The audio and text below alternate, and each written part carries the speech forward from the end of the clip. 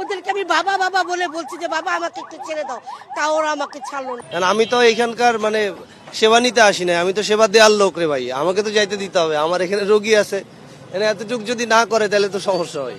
যদি দেশের জনগণ আমাদেরকে মেরে ফেলে আমরা এই মায়ের খাবো, লাগলে মরে যাব, কিন্তু আমরা রাজপথ ছাড়বো না কখনো, আমরা রাজপথেই থাকবো।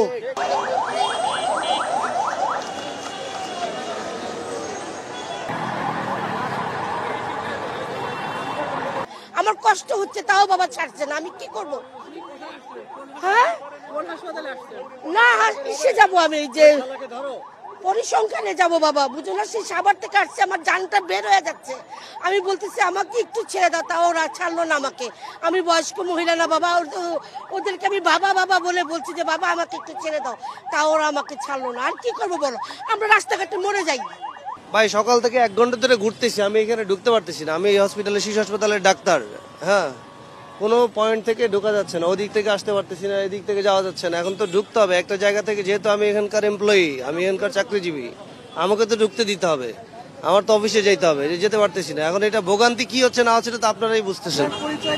হ্যাঁ না, এই যে বললাম তো, তারা তো কোনো ধরনের কোনো কেয়ার করতেছে না।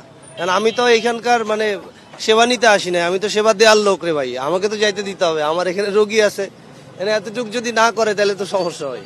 কে বুঝবে আমাদের কথা?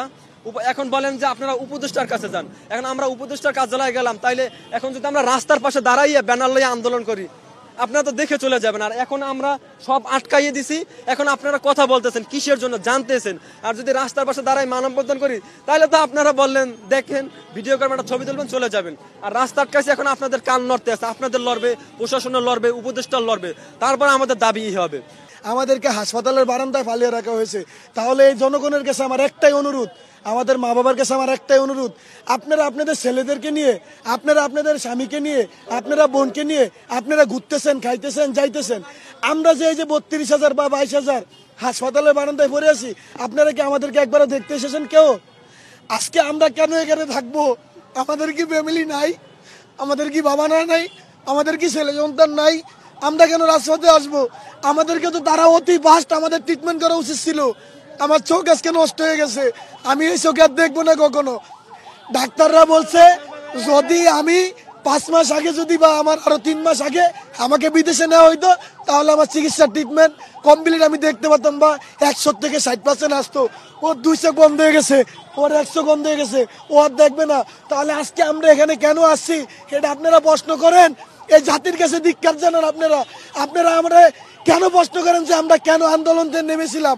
হাসিনা যখন এই দেশ থেকে চলে গেছে, আজকে কি যারা চাকরি করতেছি তারা কি ভালো নাই? তারা কি ভালোভাবে চলতেছে না? তারা কি ভালোভাবে খাইতেছে না? তাহলে আমাদের এই কয়টা মানুষকে প্রতিষ্ঠিত করার জন্য কেন এত সময় লাগতেছে? আমরা আপনাদের কাছে ক্ষমা প্রার্থী।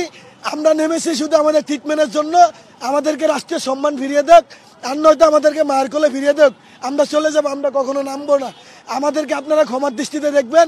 আপনাদের কাছে আমরা বিনয়ভাবে অনুরোধ করি, আপনারা আসুন, আপনারা আমাদের জন্য এসে আমাদের পাশে এসে দাঁড়ান, কারণ আমরা অসহায় হয়ে পড়েছি, আমাদের কেউ নাই।